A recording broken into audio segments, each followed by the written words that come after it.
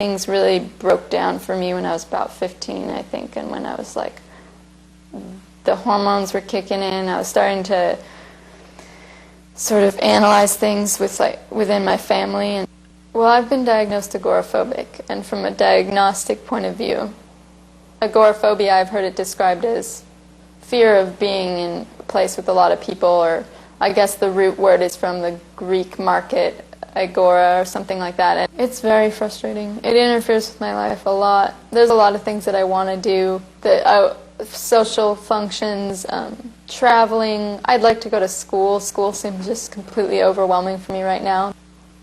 Even just like when I'm going, to the supermarket and I see somebody I know, I'm just like, oh no, that means I'll have to sit and talk with this person for a certain amount of time. I can't just turn around and run away. So even just like 15 seconds of conversation, knowing that I have to do that, it can make me just have this anxiety attack. First of all, my heart would start speeding up, and I'd start hyperventilating. Like the bodily symptoms are like shaking, can't feel my hands.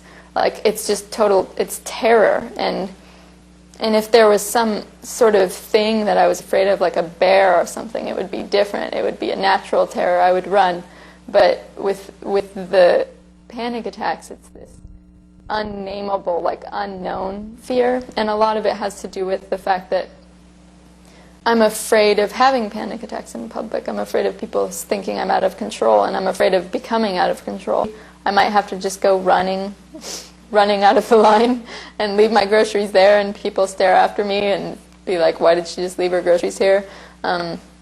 Sometimes when I get really nauseous, I'm afraid I'm going to get sick, like I'm going to throw up or something there, or worse, like I'll have to go to the bathroom, or just all these things that seem to me just so socially unacceptable that I couldn't even like deal with like the humiliation. So sometimes I'll just avoid it altogether. It's just the fact in my brain that I hold these things, and these things have like never happened. Like I never have gotten sick in public, and but I just have this huge fear of it. It's like almost like my brain will create something that's like the most socially unacceptable thing that could happen in that situation, and it worries about it. It's like the only way I can really talk about this stuff is if I talk about my brain as like different things or different parts.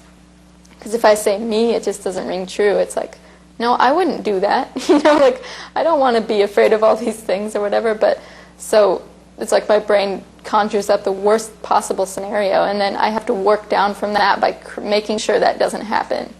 So yeah, it's really hard to get to know people, like especially on like a romantic basis, or like even just like a friends basis. Lots of times, like I had a crush on somebody about a year ago after I had just lost my job, and I was in this horrible place, like mentally, like I was just so distressed and stuff, and then had this crush on this person, and then whenever I'd see this person, instead of being like, oh yeah, there's that person, it was just like freak out. It was like, I need to turn around and run away. I don't know, it's really hard. It's, right now for me, I don't know, it's real hard to think about that kind of thing. Because it just makes me sad, because there's been points in my life where I have been able to do those things without thinking twice. Just, yeah, let's go out to eat, or let's go to a movie, or let's go to the park or something, and those things are just pretty hard at this point in my life.